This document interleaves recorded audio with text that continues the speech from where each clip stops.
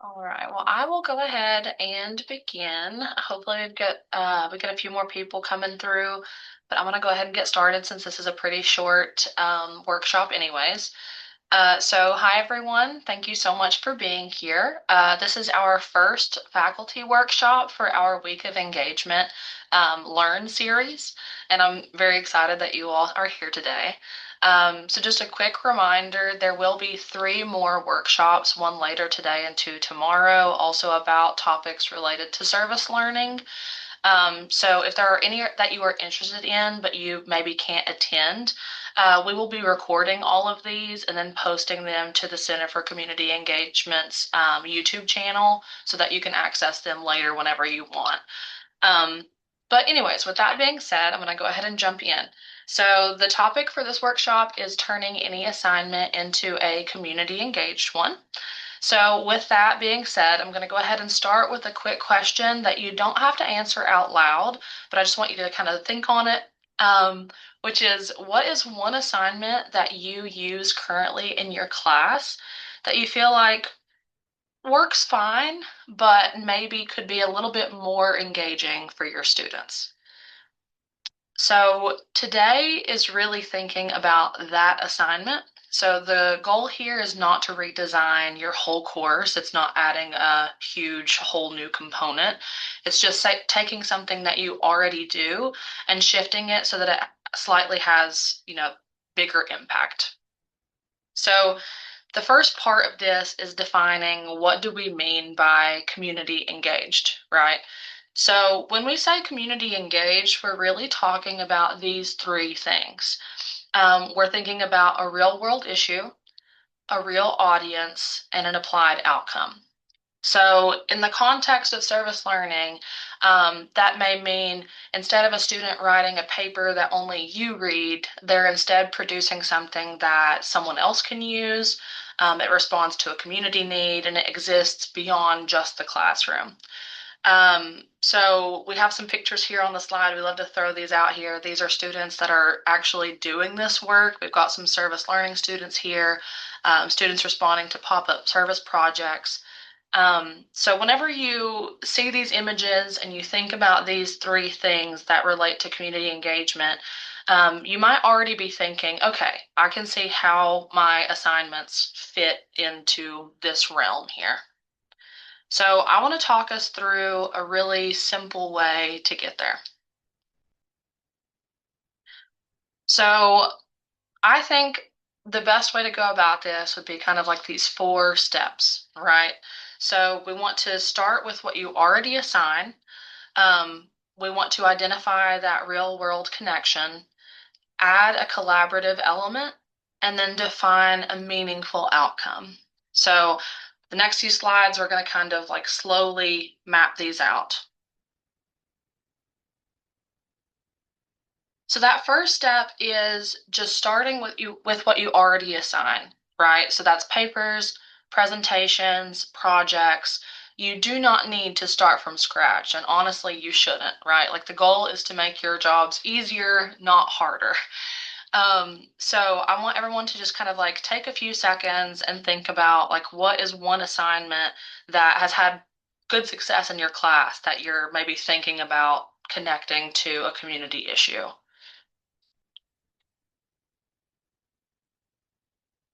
And if you want, feel free to like drop it in the chat. You can talk about even just like what discipline you're working within, but just kind of keep that in the back of your head. And then once we start with that, the second step here is that real world connection. So this slide, I'm going to kind of slow down and read through these because these examples, some of these were taken from previous service learning classes. Like I've gotten inspiration from projects that have been successful already. Some of these I just kind of like, thought of and tried to use for new context so that we had wider breadth here. But starting off here, okay, so for example, if one of your assignments is to have your students writing a paper on food insecurity, a way that you can kind of shift that is by having your students not only research the topic, but have them collaborate with organizations like the RAC, which is WVU's Student Food Pantry, or Pantry Plus More, which is a little further off campus, but one that a lot of students go to regularly. And if they collaborate with those organizations, then maybe they can develop a resource guide that then responds to client needs, right? They can make flyers and guides that they can then hand out and pass out in the community. Another example of this would be having your students give a presentation on environmental issues.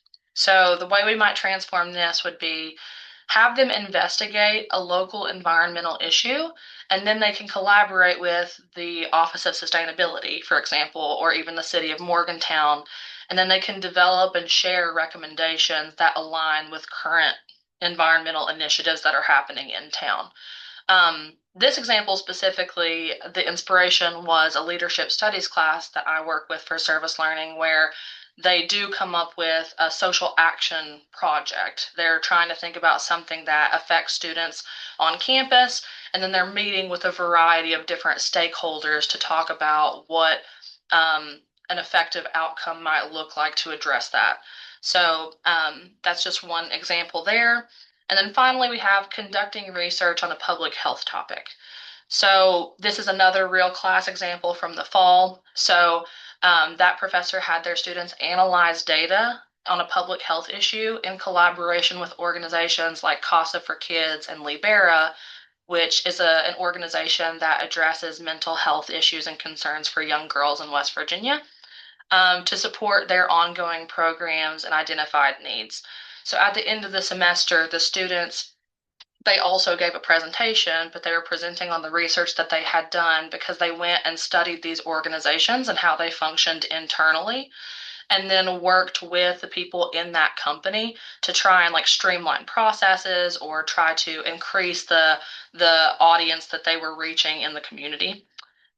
So here are just a few different types of ways that you might be able to take, like that first step assignment, and then take some partners from our list, because thankfully at the Center for Community Engagement, we work with over 100 community partners. So we have a lot of different organizations that we can pull from to make effective matches for whatever your specific course needs are. So I tried to just throw a couple out for each example to give you an idea of what that might look like. And that kind of leads us into step 3, right? So that's where the collaboration comes in. Um, and so whenever you add that collaborative element, now students are kind of asking different questions, right? So they're asking, like, what do people actually need? What information is missing, and how can we communicate this clearly? And that's where the learning is deepening. It's not just in content, but it's in application, because they're having to work with other people outside of the course. And this is the step where I would say maybe students, faculty, staff alike have maybe a little bit of like resistance or get that feeling of being stuck. But I want to say, like, very, very clearly, this does not have to be complicated, right? Okay. And so one of the other workshops that I'll be doing tomorrow is talking more in depth about how we place faculty and staff with community partners and what that process looks like. So if you have an interest in that, I would recommend checking that out as well. But just to kind of go over what we have here. So it does not have to mean, weekly meetings. I think that whenever we partner faculty with community partners, some of the concerns that I've heard in the past are, like, I'm sure many of us, if not all of us, know, sometimes it's like pulling teeth to get students to even do what's already required in the class. And so we might feel a little bit concerned about how am I going to get my students to buy into this concept of carving out additional time to meet with their community partner. But it doesn't have to be like a weekly thing.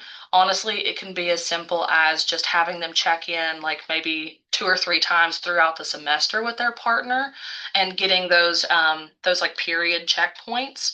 And there's a resource that we have at the CCE that we utilize for our service learning courses too, which is a service learning contract.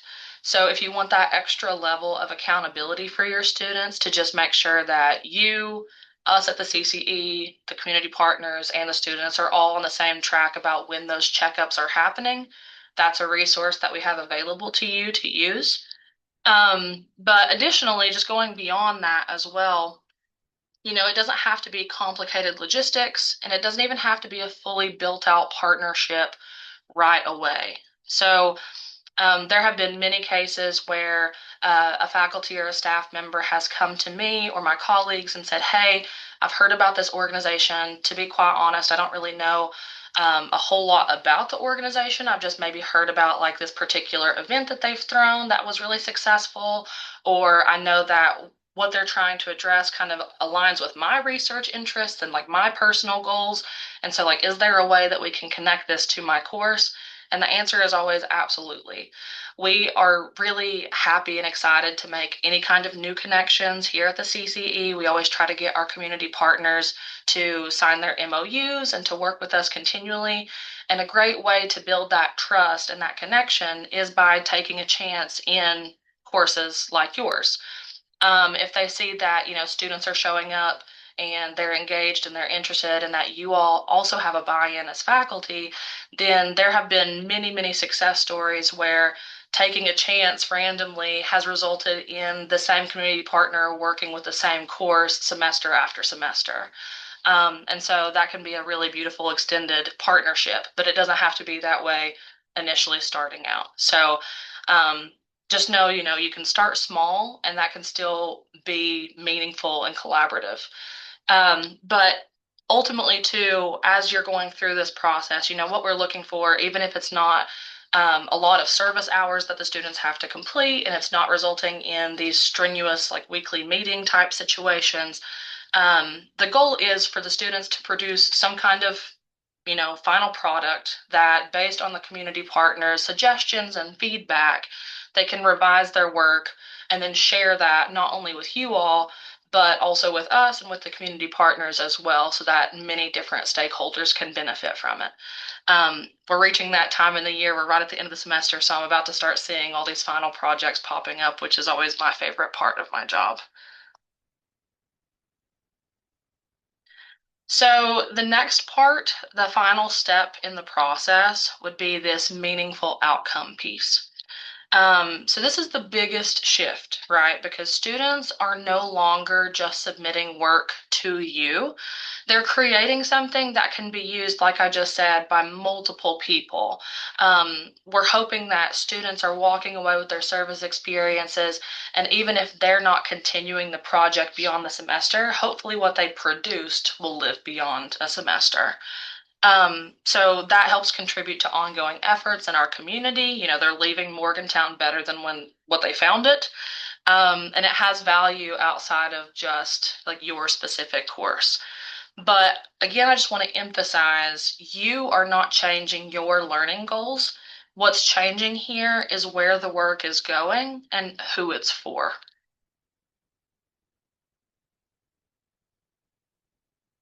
So I wanted to give kind of like a concrete example here of a conversation I just recently had not too long ago with a S designated service learning faculty member. And she teaches this biology, the immunology course. It is a historic service learning class. It's been going on for many years now. We have great success with this class. And so in this course, that instructor replaced a traditional research paper with a project where students are creating lesson plans and presenting about immunology topics to local elementary schools. And so with this, students now had to start thinking about, how do I explain complex science in a way that kids can understand, right? They're engaging in a completely different way than what they would have if they were just doing the traditional paper. They also had to think about what actually matters for that audience, right? And how am I going to get this type of information to stick with a kid so that, it goes beyond just this little time in class that we have carved out. And that's a completely different level of learning than just writing for their professor, right? So it's that same content, same goals, but it's a different experience. And my most favorite part about this conversation is that the professor talked to me and she said, after I changed this assignment, it increased student engagement, but it also increased my course retention. She's like, I saw before, like a lot of students were dropping out of the class, but then once they had, one less paper to do, then it made my class a lot more appealing. So that's a really, really great benefit to you all as well as you're considering adopting these kinds of methods for your own classes. So when this works well, it's because of these three things, right? So there's a clear connection to your course content. There is a structured reflection, and the reflection workshop is going to come later today. And then there are defined expectations. So without those things, the process might feel a little bit messy, but when you have those there in place, it feels very purposeful. And I have these little bubbles on the side too, just to show that this works across disciplines. We have service learning classes from all different parts of WVU across different colleges. The immunology course, for example, that's our only hard science class, but it's working. We also have communications classes, we've got social work, we've got nursing. So this works in a variety of different contexts. And honestly, something that I would recommend as well if you're interested in digging further for yourself too, and I'm happy to share these resources as well. So we are a Campus Compact member, and on the Campus Compact website, there are even sample syllabi for different types of service learning classes on there to show you what different types of assignments can look like across the different disciplines. So to try and wrap this up, if you're not really sure where to start, I would start by asking yourself the following questions. Who could benefit from the work that your students are doing? Where do your course topics exist outside of your classroom? And then what can students do with that knowledge? So for the CCE, we are here to support you. We have a toolkit. Like I said, we have a huge community partner list. I have some pedagogy documents. There are lots of different things that I can do to kind of help assist in this process, which is why I'm here today. But I'm hoping that after, conveying this information, maybe you can take just even like a minute after the session and jot down an idea about like what is one small shift that you can try. Because ultimately, if you leave here and change just like one assignment, that would be a really big success. And on this slide too, you'll see we always include this graphic whenever we present to our classes. That service learning is all about bridging these three big goals here. So I know I just threw some different information there out at you, but does anybody have any questions or things for me about turning assignments into community engaged practices?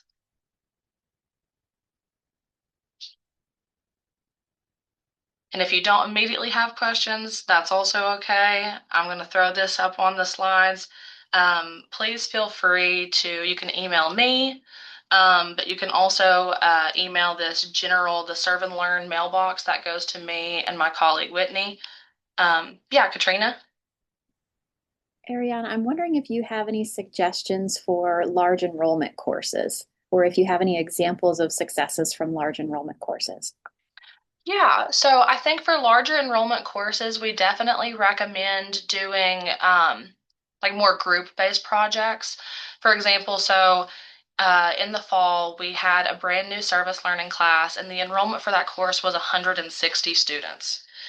So we had, I think, like 21 different community partners that we paired with that class to do different projects for. And those projects, they kind of unfolded in a variety of different ways. But what the final product was for the class was, again, instead of doing like a traditional paper or presentation, they had a poster fair. So in the main lobby of Reynolds, they had that whole space to kind of get in their groups. And the professor created a rubric where the groups were usually, I think, like in 4 to 5 students. So the first half of the session, two of those students from each group would go around and kind of assess the other groups, and then they would come back and switch out. And I think that worked really, really well.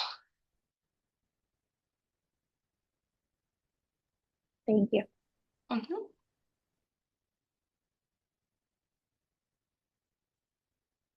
All right. I know we're at the end of time. I appreciate you all showing up and learning with me today.